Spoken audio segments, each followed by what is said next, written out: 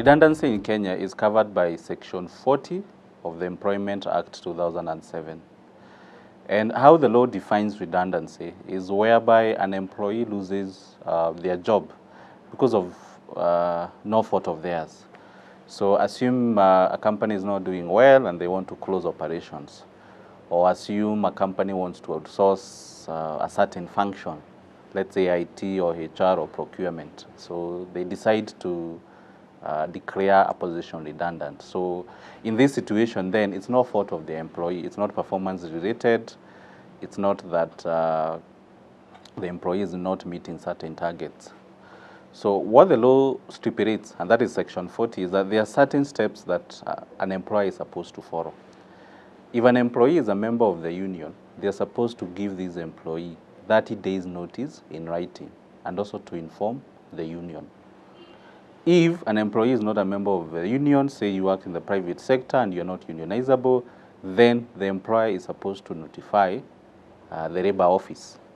So that's the first step. The second step is that the employer needs to compensate the employee, at least give them 30 days notice or payment in lieu. So there's some cash payment to be made. Then the law is also very clear. For each year worked, an employee is entitled to payment equivalent to 15 days.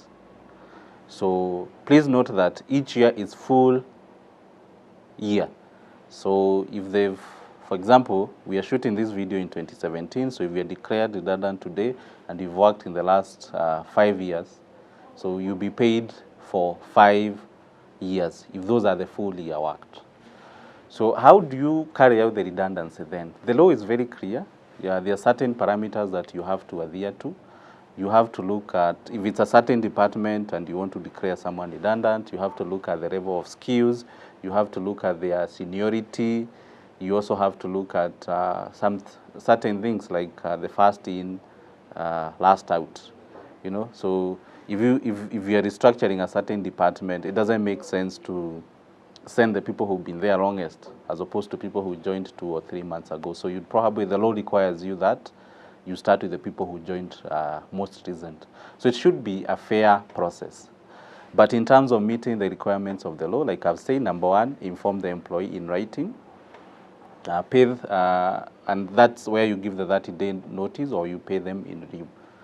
By that time also, you should have informed the trade union and the labor office.